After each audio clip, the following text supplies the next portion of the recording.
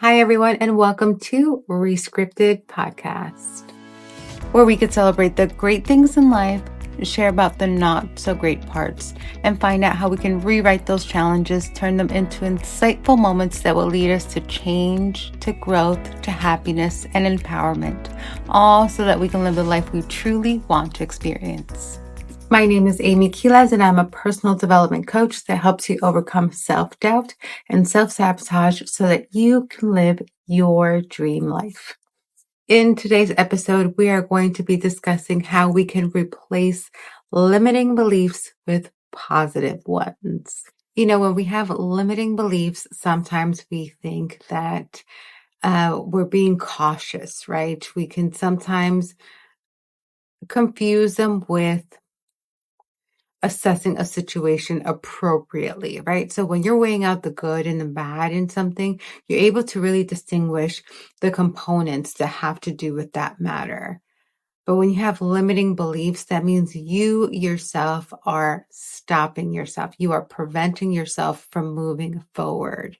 And sometimes the excuse is that there's a limitation, right? There is a boundary, there is deficiencies in something, right? Capabilities, a talent, finances, sometimes opportunities. There's a deficiency in the opportunities that are at your disposal. But the truth of the matter is that's not really true because nobody can set up an opportunity for you better than you. And the greatest way to do that is to set yourself up correctly. You see, if you ever want to get involved in something, of course, your first thought is going to be, I want to show up. I want to be a part of it. I want to contribute, or I want to be highlighted in some way. We can take musicians for an example. You see them on stage, you hear their music, it's so impactful. They look like they're having the time of their lives, and you want to have that type of experience too. You want to call that the office as well. You want to be on stage and just be able to truly shine your best light, whatever that form is. You want to be able to be the center of your art and be appreciated for it. And you want to be able to impact others with it, right? That's what artists do. Actors, they're able to really convey a good story. Again, they're able to use themselves as an art form to be able to communicate a story or an emotion. And those things are very appealing, right? But what you don't realize, what we never see, is all of the work that happens behind the scenes. They say for every minute of performance, it takes 60 minutes to develop that. So there's so much back end work that takes place for those little moments of highlighted excellence. It's crazy to see it, because in order for you to be committed to something, in order for you to not accept limitations or limiting beliefs, for you to really drown all that out and be committed, you have to be all in. But it has to matter to you. Something about it has to be profound. There's something beyond the accolades that you get. It has to mean something to you for you to pour all of you into that. Have you ever had that? Have you ever had an experience where you're just like, I like this, but it's a part-time thing for me. And then there's some other things where you're like, I love this so much. This means so much. Like, I have to pour all of me into it because it just means that much. And the more you pour into yourself, the more you pour yourself into it, the more you're able to extract out of it. And then it just becomes this beautiful journey that you go on, that you come out of it completely changed. Because when you first go into something, you're curious, right? So you just want to test it out. You just want to see what it's about. But little by little, you invest more and more and more. And before you know it, you're completely committed. You're completely all in. And you wouldn't want it any other way, because that's what it takes. That's what it really takes to make profound impact, profound moves to really be able to go on the trajectory that you want. Because in the beginning, you're curious, then you have a little bit of insight that becomes theory, but then you have to build the experience so that you can have your profound convictions of something. It's so easy to hear someone's opinion on something or to read up on things. You get a wealth of knowledge from that, but there's something different when you're able to develop a conviction over something. That's when you have concrete evidence of what you're doing is significant to you. It may not be significant to someone else. Like, I truly love personal development. I think it's fascinating. And the more I study it, the more fascinated I become. But I know that it's almost like to a level of obsession. All of my conversations could really go right back to that. But luckily, everybody wants to improve. We all want to be a better version of ourselves. We want to really tap into who we are and what are the beautiful components that make us unique and make us individuals. So luckily, I haven't come across anyone that isn't interested in evolving and bettering themselves. Everybody, does want to improve some area in their life, maybe not a full transformation. Some people just want to, tweak some areas in life. But it's such a beautiful journey. It's such a beautiful journey when you allow yourself to not be limited by the thoughts of something, or something new being intimidating, or just not knowing how to do it. So that in and of itself, is being new, can be intimidating in and of itself. But when you really allow yourself to go in, and as you're starting something, it's not going to be perfect. So you have to allow yourself to mess up. Expect it. Expect your first trial to be trial and error. There's going to be development, there's going to be growth, there's going to be improvement, but we have to start somewhere. Even when you draw a masterpiece, a painting, it starts with one line. It doesn't look like much, but it becomes a masterpiece. But it needed to start with one line. It needed to start with one step that may have not looked like anything.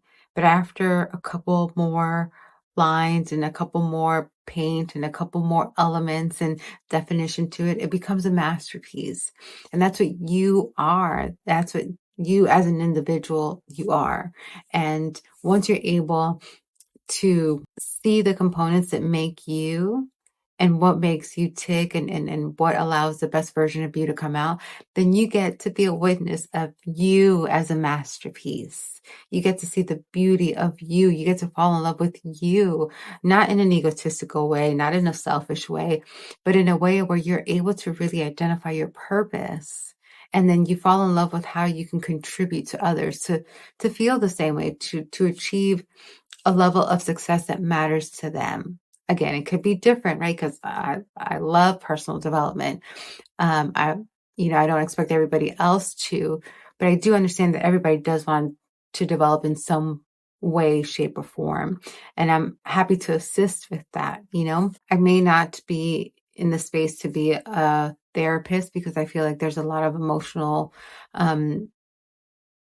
components to that. But I really my sweet spot, my sweet sauce is being able to encourage you, to get you to believe in yourself so that you can take action, so that you can realize that the life that you want is available for you. There's just a few tweaks. There's just a few adjustments that need to be made. And you're going to start seeing that unravel for you. And it's so beautiful. So many times we sit on the sidelines. So many times we kind of bench ourselves in our own life, but that's no fun. You want to be a part of this beautiful journey. You know that there's something great in you. You know it, you feel it. I know you do. But what can be scary is that sometimes you don't know how to bring that out. You don't know where to start. It doesn't mean it's not there because you ignore it. It doesn't mean that it will go away because you ignore it. Because you are special. You feel it. You know that there's something great in you.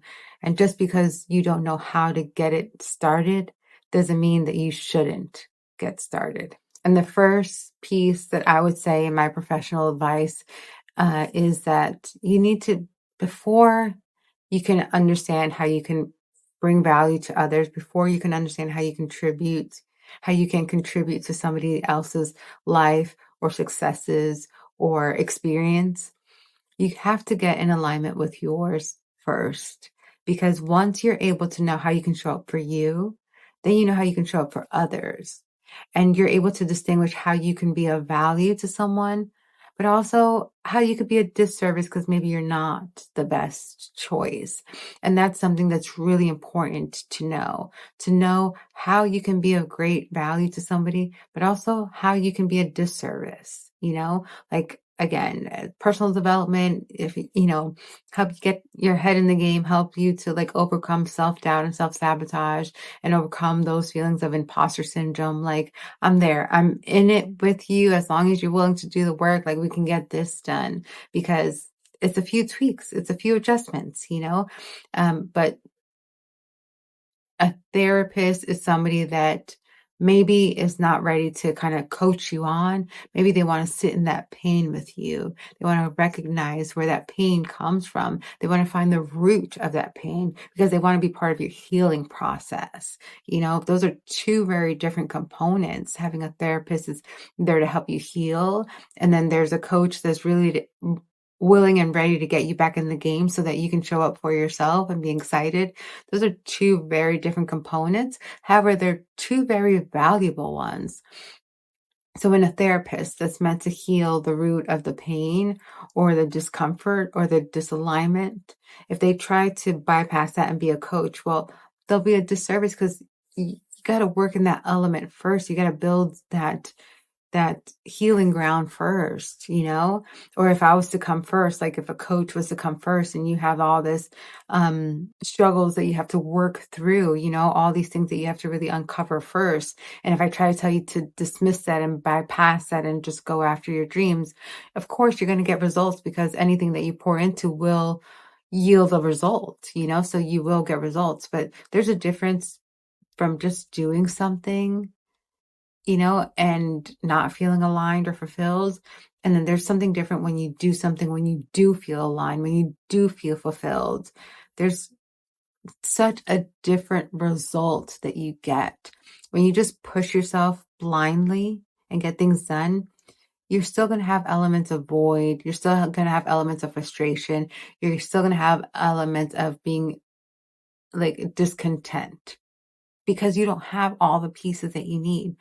But when you follow the journey the way it's supposed to be, you're going to appreciate every chapter of it, because it's like living life with eyes wide open. You're going to see where the hurt originally came from. You're going to see how to heal. And then you're going to, get back up. You may have failed. You may have gotten a few bumps and bruises in life, and you got to take care of those, right? Just like if you were to get an actual physical injury, you got to take care of those.